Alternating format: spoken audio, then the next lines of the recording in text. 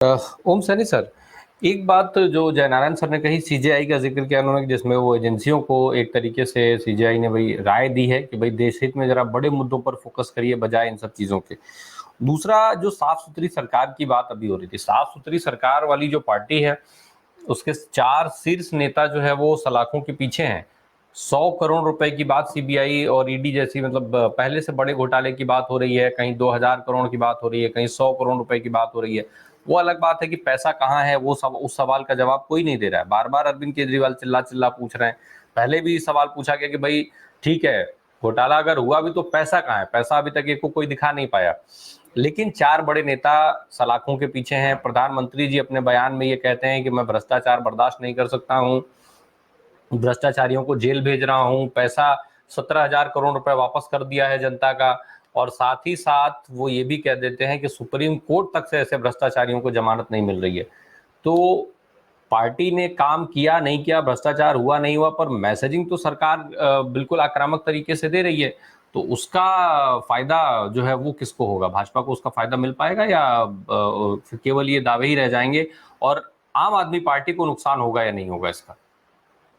राम प्रकाश जी, एक बात पहले ये समझ लेना बड़ा जरूरी है कि आम आदमी पार्टी है क्या। भारतीय नक्शे पर एक विचित्र पार्टी है जिसकी आइडियल भगत सिंह है, और जो भारत की बाकी जितनी पार्टियां सबको भ्रष्टाचारी और करप्ट मानती है, उससे इसका उद्भव हुआ। ये मिक्सचर बनता नहीं है। भगत सिंह तो जिस तरह के समाज की रचना करने की बात सोचते थे वो बात अलग किस्म का था। उनके लिए तो बड़ा आइडियल था लेनिन और क्या कहते हैं मार्क्स का सारा फलसफा, और उसके मुताबिक वो वर्ग की एक वर्गीय दृष्टिकोण से सोचने वाले देशभक्त थे। और लेकिन उन्होंने देश की जो धारा चल रही थी उसमें गांधी को आदर्श माना, नेहरू को आदर्श माना, उनके साथ में जुड़े। ये कोई आइडियल पार्टी उस तरीके से नहीं है।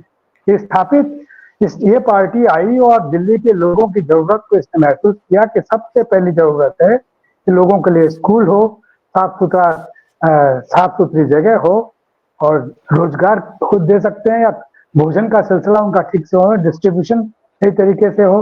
और ये सारा जब ये कर रहे थे तो इन्होंने जो पानी पी पी के गालियां दी है सारी दूसरी पॉलिटिकल पार्टीज को, उस वक्त ये भूल गए कि पॉलिटिकल पार्टी के सामने बहुत सारी दुविधाएं आती है, संकट आते हैं। जैसे कि आज आम आदमी पार्टी के पास में है, आज जिस तरीके से पार्टी को खत्म करने का सिलसिला बनाया है भारतीय जनता पार्टी ने, ये अलग बात है कि उन्होंने इतना सीख लिया कि लीडरशिप की 2-3-4 लेयर्स बना ली, जिसमें कि अगर ये गए तो दूसरे आ जाएंगे, तीसरे आ जाएंगे। एक पॉलिटिकल पार्टी के बड़ा जरूरी होता है, वो तो इन्होंने कर लिया। लेकिन आप ये समझिए कि जिस तरीके से जाल बिछाया है भारतीय जनता पार्टी ने इनको अंदर डालने के लिए, और अगर ये 31 मार्च वाला प्रदर्शन नहीं होता और भारतीय जनता पार्टी को एक भय पैदा नहीं किया होता, ये इतनी देर नहीं लगाते, बहुत पहले ही कुछ और भी कुछ कर सकते। ये अलग बात है कि आप जब आप पॉलिटिकल पार्टी रन करते हैं तो आपको पैसे की जरूरत भी होती है, सब कुछ होता है, मालूम है किस तरीके से होता है, सबको पता है। लेकिन उसमें कैसे क्या हुआ, जिस तरीके से इनको फांसा है, इनकी कमजोरियों को कहीं पर पकड़ करके, और भारतीय जनता पार्टी के ने जिस तरीके से उजागर करने की चेष्टा की है। जैसे अब देखिए कंट्राडिक्शन में फांसा ना केजरीवाल साहब को, कि उन्होंने 2 नाम ले दिए कि वो तो विजय आया तो रिपोर्ट इन्हीं लोगों के साथ में करता था, इन्हीं के साथ में समाज में होता था, मुझे पता नहीं। यही उनकी प्रैक्टिस है। ईडी के माध्यम से कैसे फंसाया जा सकता है, कैसे आपको विरोधाभास में डाला जा सकता है कि कोर्ट भी आपको जमानत नहीं देगा और फिर आपको उधर क्या कहते हैं जुडिशियल उसमें भेज देगा। ऐसा अगर साफ सुथरा सिलसिला होता तो ये सब हो जाता। अब तीसरी बात ये कि जो कुछ कर रहे हैं, ये जो आतिशी बोल रही है सच बोल रही है। ये सच है कि वो इस पार्टी को समाप्त करना चाहते हैं, और भारतीय जनता पार्टी चाहती है कि अगर आम आदमी पार्टी दिल्ली में नष्ट हो जाती है तो उसके बाद में उनके लिए बड़ा मैदान साफ है, बड़ी आसानी से वो कांग्रेस को या इंडिया गठबंधन को इधर परास्त कर सकते, कोई दिक्कत उसको नहीं होगी। बहरहाल ये भी जरूरी है कि इंडिया गठबंधन के साथ में जुड़ने के बाद में इंडिया गठबंधन की जिम्मेवारी है इस पार्टी की रक्षा करे, इस पार्टी को अपने साथ में जोड़ करके आगे बढ़े। लेकिन ये ना भूले कि पार्टी बड़ी बदजुबानी करती रही है। भारतीय राजनीति को जिस तरीके से इसने कोसा है वो भूलना बहुत मुश्किल है। और लेकिन ये इंडिया गठबंधन की ताकत है जिसने ये सब भुला दिया, और राहुल गांधी की मोहब्बत की दुकान का एक सिलसिला हो सकता है, जिससे कि आम आदमी पार्टी आज जीवन बचा के बैठी हुई है। अब आगे ये यही करेंगे जिससे मैं बता रहा हूँ आप। भारतीय जनता पार्टी निश्चित रूप से आतिशी जो कह रही है वही करेंगे, और वो पहले से उस तैयारी को सामने लाना चाहते हैं कि इस तरीके से करेंगे, एक पॉलिटिकल पार्टी को जिस तरह नष्ट करके उस पर जुटे हुए हैं। लेकिन ऐसे में चुनाव आयोग की भी कोई जिम्मेवारी बनती है। चुनाव आयोग इन पॉलिटिकल पार्टीज को प्रोटेक्ट करने के लिए एक राइट रखता है, कोर्ट में हस्तक्षेप कर सकता है, बोल सकता है।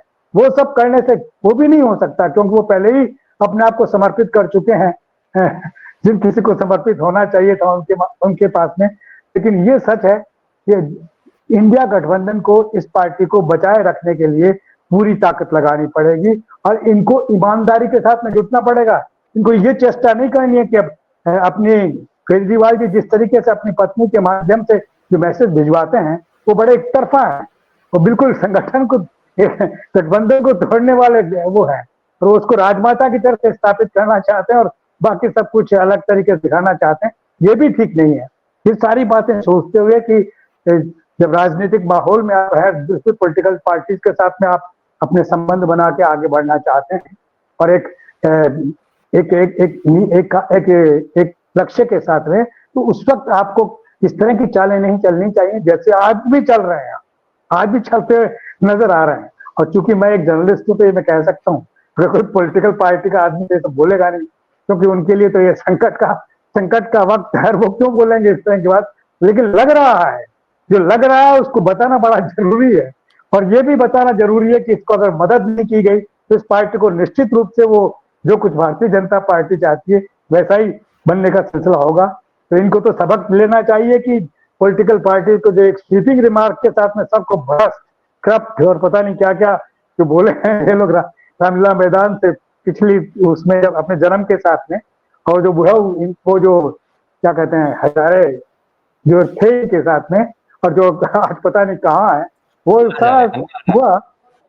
हाँ हजारे, देखिए वो कैसे जाकर के वापस पूरा में या कहीं और वही मक्का की रोटी और हरी सब्जी खा रहे हैं, और ठीक है, उनको अब भ्रष्टाचार से कोई विशेष लगाव नहीं है कि ये चंदे का धंधा क्या हो रहा है और उसमें चंदा कौन कितना ले रहा है। अब जो बोलने की जरूरत है, बैठने की जरूरत है, क्या बंदा हजारे नहीं आ।